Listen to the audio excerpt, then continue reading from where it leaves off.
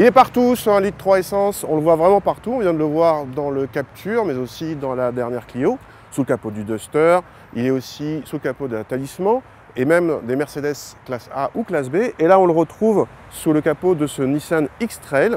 Alors ce X-Trail, c'est le grand SUV de Nissan, au-dessus du Qashqai, concurrent du 5008, et début 2019, il a assez radicalement changé sa gamme de motorisation. C'est bien simple, il n'y a plus qu'un diesel et un essence. Alors autant le diesel de 150 chevaux laisse le choix entre 2 ou 4 roues motrices, boîte manuelle ou automatique, autant avec ce 1,3 litre essence de 160 chevaux, il n'y a pas le choix, c'est 2 roues motrices et boîte auto, en l'occurrence une double embrayage. Par contre, vous avez le choix de la couleur, Messi.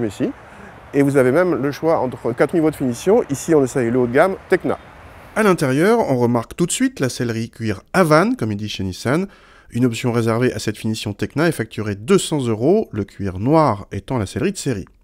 On remarque vite l'écran de 7 pouces qui paraît bien petit aujourd'hui, surtout pour un véhicule de cette gamme, alors que les Clio ou 208 peuvent avoir des écrans de 9 ou 10 pouces.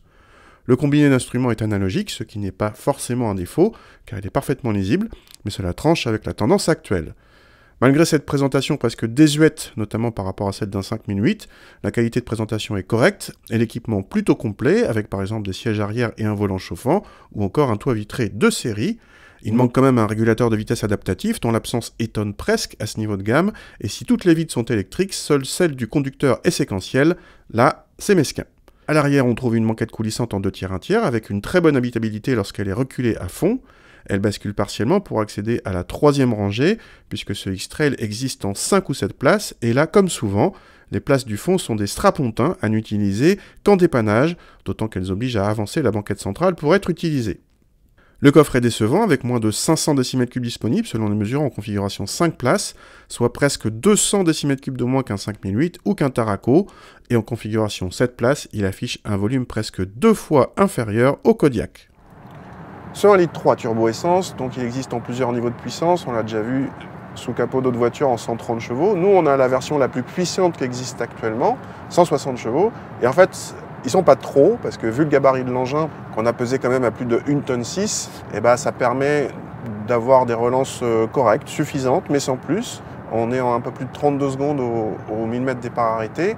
Et en fait, niveau performance chrono, on est un peu mieux qu'un 5008 130 chevaux, un peu moins bien qu'un 5008 180 chevaux, et au même niveau que des Kodiaq ou Tarraco 150 chevaux. Donc on est là où on l'attend, logiquement. En termes d'agrément, il y a une certaine douceur d'utilisation. Il y a un couple assez généreux de 270 Nm qui permet des bonnes relances. La boîte d'essai est typée confort.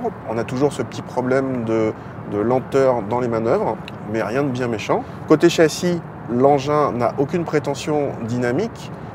Il prend du roulis. En tout cas, c'est bien moins dynamique et bien moins agréable à conduire qu'un 5008. Par contre, au niveau confort, c'est tout à fait correct. En consommation, petite déception, il faut bien le dire, avec pour la première fois un modèle équipé de ce fameux 1,3 litre essence qui n'est pas bon dans sa catégorie.